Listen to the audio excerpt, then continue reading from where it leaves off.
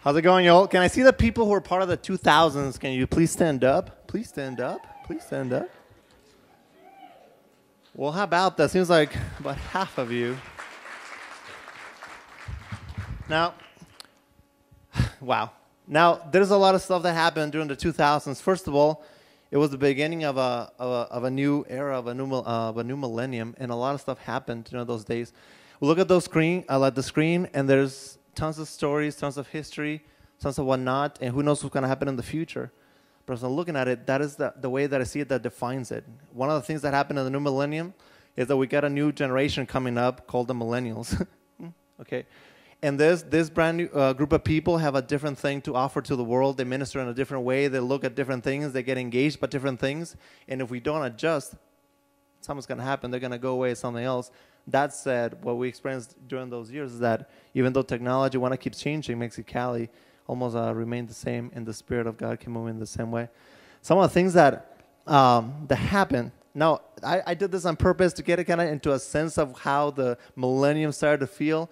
If you remember one of the first few sounds, if you're from the millennials, you'll remember the sounds like this. And the sound, you turn it off again. Of course you would. It's a little bit of this. All of a sudden, the millennium, like Latino music, started becoming a little bit more popular. You started dancing a little bit to the side. Then spirituality started becoming more rock and rollish. You know, more of a mosh pit kind of thing. I still have not seen Peter do that. I'm still waiting for that. And of course, you cannot be from the millennial, from the 2000s, if you don't experience a little bit of this.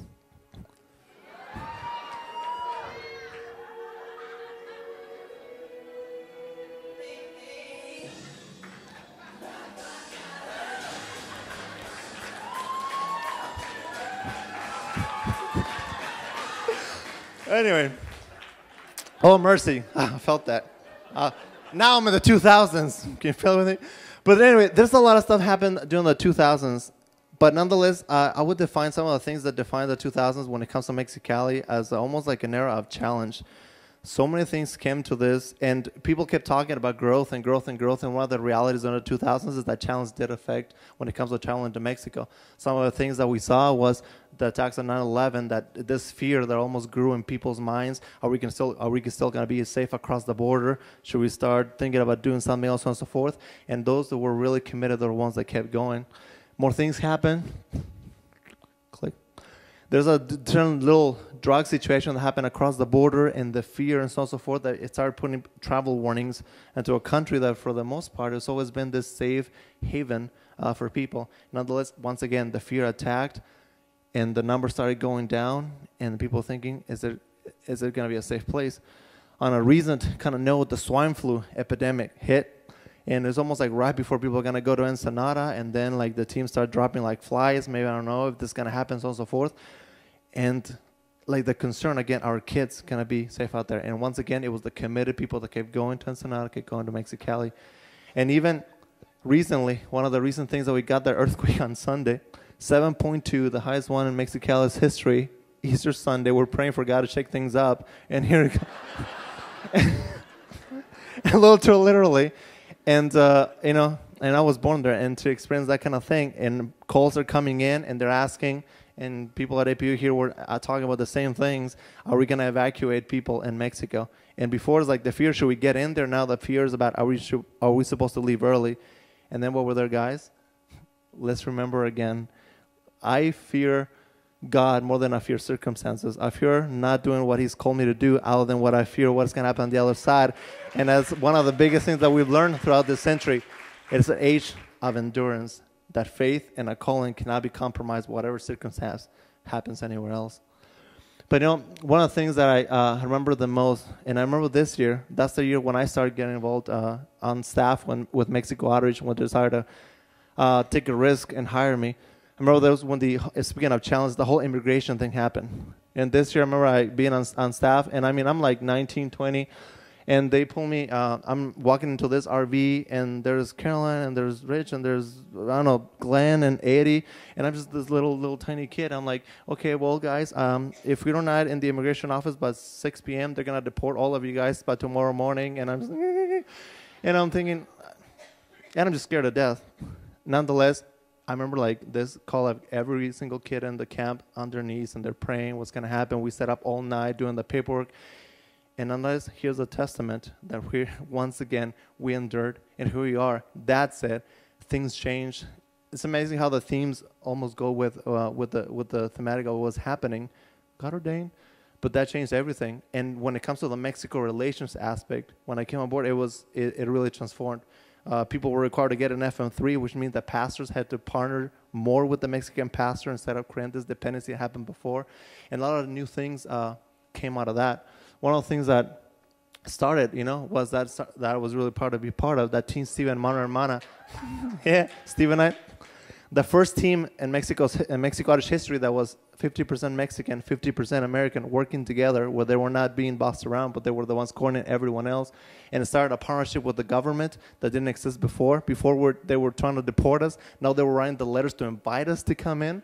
Mexico Artists, the APU, is the first Christian organization to have an agreement with Mexican government when it comes to people coming into the country, setting a standard for every other organization of its kind. Yeah, praise God. All the things like that.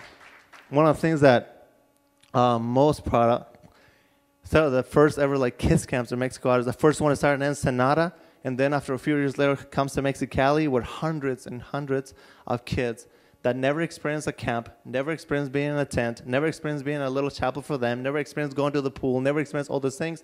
Now because of the sponsorship of people that come through Mexico Artists, they get to experience God in a new way, in a magnificent way, and little tiny lives transformed because they get to come to the dirt at the altar like all the grown-ups would do. And it changed. And it keeps, at this moment, still changing lives.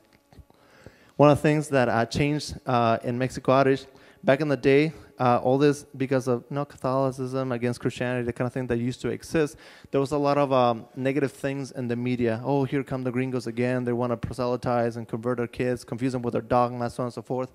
And then all of a sudden, the articles and newspapers started changing. It became more of a positive thing. They're starting to show the other side of the spring breaker because the whole thing was with Mano Hermana, things happening with kids camp and engaging with the community. And all the view of the media that were talking about the Christians coming changed to the point that even the leader of its city, the mayor of Mexicali, and his wife started coming to speak at our camp, and eventually came to APU a few years ago, and they spoke right here on this stage, and they spoke to an audience of people here with the mayor of Azusa, mayor of Glendora, and students, and in a historic time that the leader of Mexicali will come to our camp and eventually come to this place. Amazing. When it's, that said, stories, I mentioned stories of life, and I leave it blank because I know that the stories didn't just happen in Mexico, they always happen with the staff, they always happen with people here. And I remember that's how my story happened. With Peter, he said he went down for the first time in 93. For me, it was kind of the other one. In 93 was the first year that a team came to the place where I lived in Mexico. And my cousin David said, well, there's a bunch of gringos that are coming to this church, but they only have one interpreter, and we don't understand what the heck they're talking about. So I was bilingual. I said, would you mind coming over and helping us interpret? So like, okay. I mean, I'm not really that fond of gringos, but I guess we'll see. And I go over there, and I go to that place, and I just go kind of with the last couple of days, and it was something really amazing about that. They took me in. They didn't care about the way I looked. They didn't care about the things that I said. They didn't care about what I had been through, and they just took me in. I come back, okay, let me take another risk in 94, another risk in 95. And by 96, I had come around. And at this point, it was a hard year. I was at the edge of a rope. I'd gone through a lot. I was a teenager by now.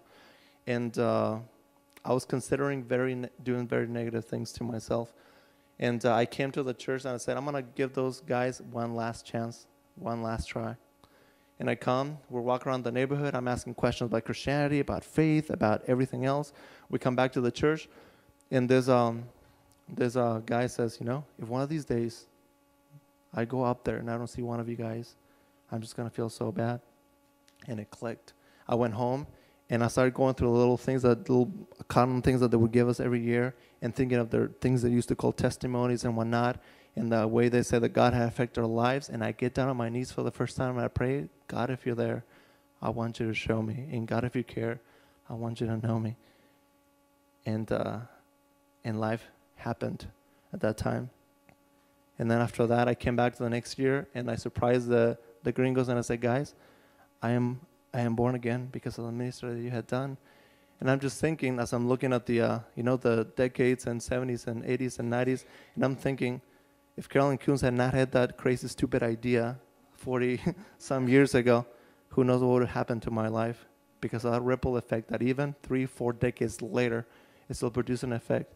Eventually, they took the crazy risk of hiring me coming to the office, and I was able to go back to that camp. And I remember back in the beginning, Ezra didn't want to let me in. See if they don't let me in now.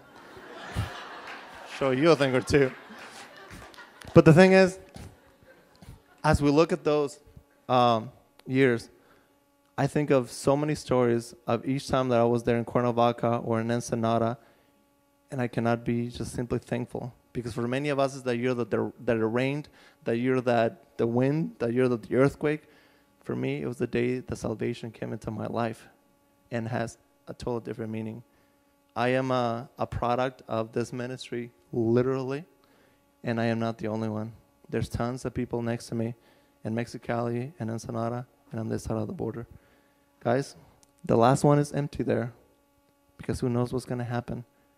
Doesn't matter what happens, what kind of risk, what kind of challenge. For those that are gutsy, for those that are faithful, Mexico Irish will exist for a long time to come. God bless, behave, and I'll see you in the future.